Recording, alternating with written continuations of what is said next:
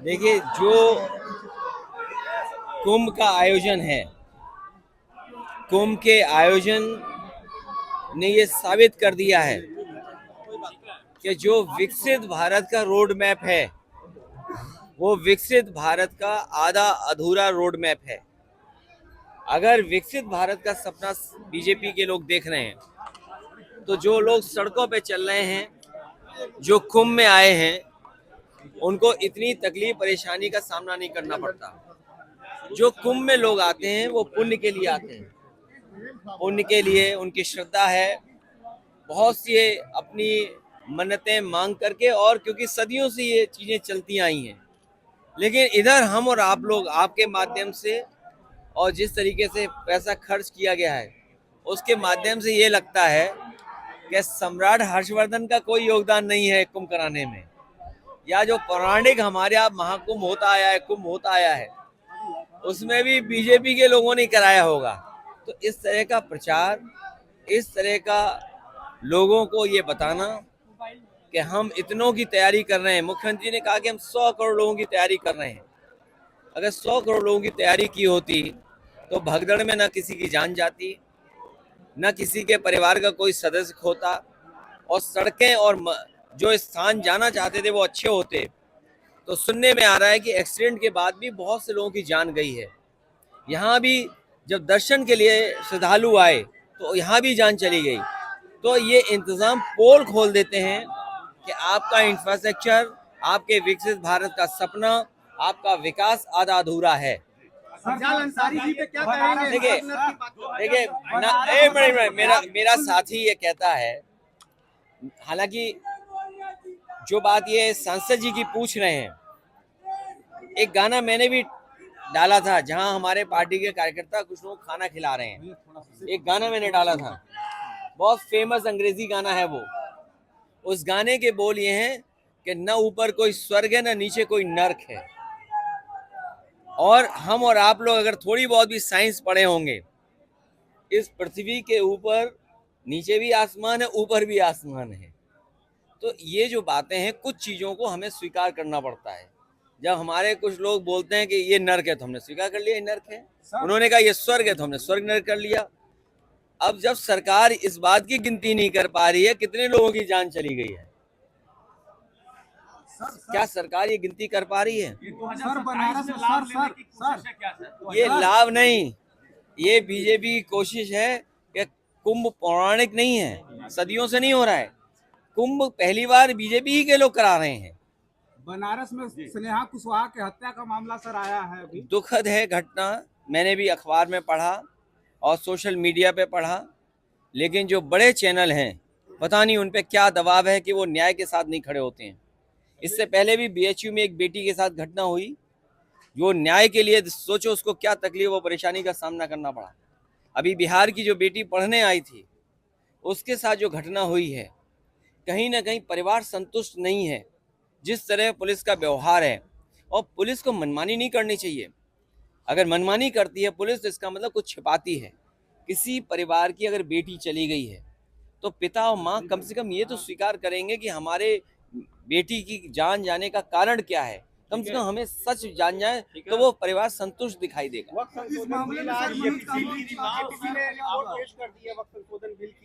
क्या कहेंगे ओवैसी से लेकर ये जो किससे असंतुष्ट है? आप पूरा हाउस नहीं देखते हो, समाजवादी पार्टी भी वक्त के इस बिल के खिलाफ है। और इसलिए खिलाफ है, आप बताइए, बजट लाए आप, बनारस को क्या मिला? बजट आया, पत्रकारों को हमें क्या मिला? बजट आया, स्टूडेंट्स को क्या मिला? बजट आया, हमारे यहाँ बहुत सारे किसान हैं या जो दूध पैदा करते हैं, वो किसान हैं जानवर रखने वाले, बताओ उनको क्या बजट में मिला?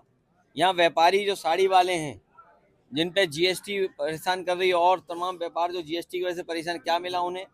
तो जब उन्हें पता लग गया कि बजट से मायूस है जनता, तो उन्होंने वक्फ बिल ला करके जनता का ध्यान हटाने की कोशिश की है। आप लोग भी उनके जाल में मत फंसो। कौन से प्रवक्ता पर केस हो गया? किन पे? देखिए, ये अगर एफआईआर हुई तो उन्हें बताना पड़ेगा कि कहाँ से खबर मिली है। कई बार आप लोग भी खबर देते हो तो हम खबर चला देते हैं तो पता लगा वो फर्जी खबर है। तो इसलिए हमें भी खबर वालों पे भी ध्यान रखना पड़ेगा कि खबर वाले कौन सी खबर चढ़ा रहे हैं। सर, ये जो दिल्ली का रिजल्ट आया, लगता है कि इंडिया गठबंधन को मजबूती से लड़ना होगा, कांग्रेस का साथ जरूरी है क्या सर? कई बार हार से और कुछ कमी रह जाती है, उससे सीख मिलती है। मुझे लगता है कि हरियाणा की हार के बाद, महाराष्ट्र की हार के बाद और अब दिल्ली की हार के बाद इंडिया गठबंधन और मजबूत होगा। कैसे सर? हम जो कमी रहेगी उसको दूर करेंगे। अखिलेश जी, आज पुलवामा का बलिदान दिवस भी कहा जा सकता है और पीएम विदेशी दौरे में तमाम रक्षा संबंधी डील भी होने की बात सामने आ रही है, कैसे देखते हैं? तुम्हें किस बात की चिंता है भाई? अमेरिका से अगर कुछ बड़ा आ जाए हमारी फौज के बाद तो अच्छी बात है, लेकिन पुलवामा का याद करना, उन शहीदों को, उनके प्रति संवेदना, उनको याद करना, उनके बलिदान को याद करना, पूरे देश को याद करना चाहिए। लेकिन ऐसी घटना न हो, और घटना के पीछे क्या साजिश हो, अगर देश की जनता जान जाएगी तो हमारा देश और मजबूत होगा। हमारी फौज को और जो इंटेलिजेंस है और हमारे जो लोग एक्शन लेते हैं आतंकवाद के खिलाफ, और मजबूती से ले पाएंगे।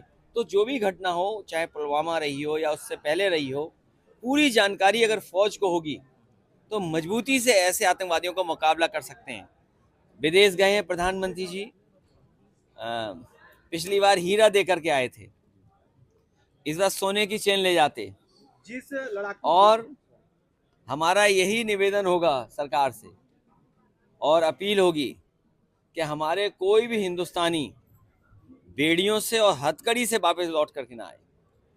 और अगर विदेश जा रहे हैं लोग तो वो इसलिए जा रहे हैं क्योंकि उनके पास यहाँ अच्छी नौकरी नहीं है। आप कह रहे हैं और वो घर परिवार छोड़ करके अगर जा रहे हैं तो वो इसलिए जा रहे हैं क्योंकि वहाँ अपॉर्चुनिटी बेहतर मिल रही है, उनका जीवन अच्छा होगा, उन्हें कमाने का अच्छा मौका मिलेगा, अपने सपने पूरे करने का मौका मिलेगा। इसलिए भारत सरकार की जिम्मेदारी है, जब 5वीं अर्थव्यवस्था दुनिया में बता रहे हैं और मेक इन इंडिया सफल बता रहे हैं, डिजिटल इंडिया सफल बता रहे हैं, स्टार्टअप सफल बता रहे हैं और तमाम योजनाएं अपनी सफल बता रहे हैं, तो फिर भारत से छोड़ के क्यों जा रहे हैं लोग, पलायन क्यों कर रहे हैं?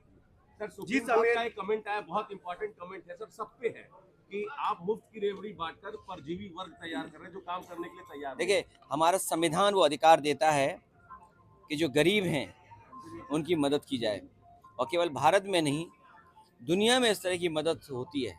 लेकिन भारतीय जनता पार्टी की रेवड़ी इसलिए कहेंगे कि वो कह रहे थे अच्छे दिन, बताओ अच्छे दिन की रेवड़ी किस दुकान में मिलेगी?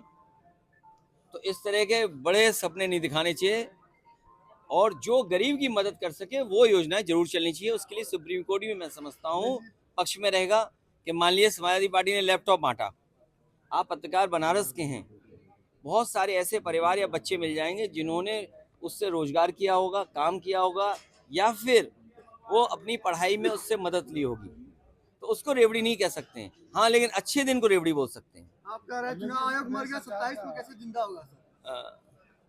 वो एक लंबी कहानी है, क्योंकि उन्होंने जिंदा कर दिए मरे हुए लोगों को, एक एक व्यक्ति को 6-6 वोट डालने को मौका दे दिया।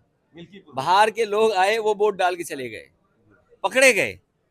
तो इसलिए चुनाव आयोग की जो जिम्मेदारी है वो निभानी चाहिए। समाजवादी पार्टी ने 500 से ज्यादा शिकायतें की, किसी पर कार्रवाई नहीं हुई। तो 2027 में भी तो सर चुनाव आयोग रहेगा ही, कैसे फिर वहाँ कैसे उम्मीद है सर? अभी लोकसभा जीते थे ना, जी। एक में आप गड़बड़ कर सकते हो, लेकिन 403 में भारतीय जनता पार्टी की 420 ही नहीं चलेगी। एक में तो लड़ सकते हो आप, कुछ बेईमानी कर सकते हो। सोचिए आप, बीएलओ हटा दिए गए, क्या कारण था कि चुनाव आयोग ने ये नहीं देखा कि जाति के आधार पर पोस्टिंग हो रही है। बीएलओ हटा दिए गए, शिकायत की गई समाजवादी पार्टी की तरफ से। उसके बाद अधिकारी पुलिस के कुछ जातियों के ही पोस्ट कर दिया गया, चुनाव आयोग को शिकायत की गई, उसकी कोई परवाह नहीं हुई। प्रिसाइडिंग ऑफिसर्स कुछ टारगेट पूरा कर रहे थे, वो आपने भी सुना होगा। जो प्रिसाइडिंग ऑफिसर थे उसके अंदर बैठ करके कुछ टारगेट पूरा कर रहे थे वोटों का। अगर प्रिसाइडिंग ऑफिसर ही वोट डालने लगेंगे तो फिर क्या लोकतंत्र बचा आपका? इसलिए चुनाव आयोग को इस तरह के मुहावरा हम लोगों ने कह करके जगाने की कोशिश की है। नोटिस भी भेजा है कफन वाले बयान। अरे भाई, अभी नोटिस नहीं आया, हम भी तैयार हैं उसके लिए। हम चाहते हैं ये बहस बाहर आए, आयोग से बाहर कोर्ट में आ जाए, उसकी तैयारी हम लोग करेंगे।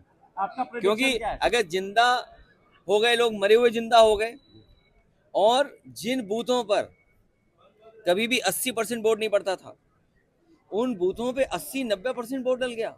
सबका वोट डाल दिया, जो वहां थे नहीं उनका भी वोट डल गया। बाहर के लोग वोट डाल रहे थे, बीएलओ नए पोस्ट हो रहे थे, अधिकारी कौन पोस्ट होंगे, एसओ कौन होंगे, सीओ कौन होंगे। एक एसओ की तो आपने भाषा सुनी होगी, वो तो क्या सुना रहे थे, वो श्लोक सुना रहे थे। क्या श्लोक सुनाए उन्होंने, सुने नहीं आपने? वो ऐसे श्लोक सुनाए जो मैं कह भी नहीं सकता आपसे। जिस F-53 विमान लड़ाकू विमान की पेशकश अमेरिका ने की, उसको एलन मस्क ने पहले ही कह दिया कि उड़ता हुआ कबाड़ है, ये महंगा कबाड़ है ये। भाई आप ले आओ। अगर देखिए, ये बड़े सवाल हैं, बड़े सवाल इसलिए बनते हैं क्योंकि देश का सवाल है। इससे आपको भी सवाल नहीं पूछना चाहिए, और तब सवाल नहीं पूछना चाहिए जब प्रधानमंत्री कॉन्स्टिट्यूंसी में है। अगर आप उनको कबाड़ बोल रहे हो तो मैं आपसे कहूंगा, जब प्रधानमंत्री जी आए तो उनसे पूछना कि कबाड़ क्यों खरीदा है आप। एक काफी सवाल सर, आपका प्रेडिक्शन क्या है सर 2027 में कितनी सीटें आपको आ सकती देखिए, मैं आपसे कह रहा हूं, बीजेपी की 420 ही 2027 में नहीं चलेगी। जनता इनको हटा देगी। जनता इंतजार कर रही है, जनता इसलिए इंतजार कर रही है, ना किसान की आय दोगुनी हुई, महंगाई कितनी बढ़ गई है, बेरोजगारी बड़े पैमाने पर है, आप रोजगार दे नहीं पा रहे, डिलीवरी बॉय बना दिया, आप सब व्यापारियों को बर्बाद कर दे रहे हो। जीएसटी ऐसा लागू किया कि जीएसटी जब तक व्यापारी समझता है, नया कानून आ जाता है जीएसटी में। तो ये जो जीएसटी की वजह से, वो मुनाफाखोरी की वजह से महंगाई जो हमारे देश के सामने है, वही भारतीय जनता पार्टी को ले डूबेगी। आपने तो माँ गंगा के साफ करने की बात कही थी, क्या आप बताओ बनारस वालों, माँ गंगा साफ हो गई? अरे वरुणा को हम लोगों ने साफ करने का एक मॉडल तैयार किया था, और मैं आज कहता हूँ और फिर कहूंगा, जब कभी सरकार बनेगी तब आप देखना, वरुणा को या नदियों को साफ करने का जो मॉडल गोमती का मॉडल था, और जो मॉडल आपका वरुणा में बनाया था, वही मॉडल है जो हमारे देश की नदियों को साफ सुथरा करेगा। ये जो कसम खा रहे हैं कि यमुना को साफ कर देंगे, उनकी आपने कसम खाते हुए गंगा की भी देखी है, और फिर नई चीज देखी हम लोगों ने इधर। एक देखिए, हर एक से कुछ सीखना चाहिए हम लोगों को। हम लोगों ने मुख्यमंत्री जी से सीखा है कि कपड़े पहन के ही स्नान करना चाहिए। हाँ, ये सही बात है, ये आप लोगों के लिए भी है, आप लोग भी यही सीखिए। अब यही सीखें तो अगली बार जब गंगा में हम स्नान करेंगे तो बाकायदा पूरे कपड़े पहन करके ही स्नान करेंगे। अध्यक्ष जी, आपकी सारी बातें सही है, सारे मुद्दे जमीन पर है, लेकिन वो हिंदुत्व को ला देते हैं महाकुंभ। अरे हम उनसे बड़े हिंदू हैं, ये कोई बात हुई? हम वो हिंदू हैं जो सभी धर्मों को बराबर मानते हैं, सब धर्मों का इज्जत करते हैं।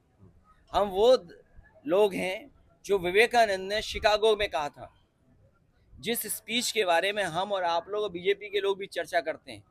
उन्होंने कहा कि हम उस देश से आए हैं जिस देश के लोग यूनिवर्सल एक्सेप्टेंस है उनके अंदर, और टॉलरेंस है उनके अंदर, जो भी आया उसको अपना लिया, उसको जगह दी।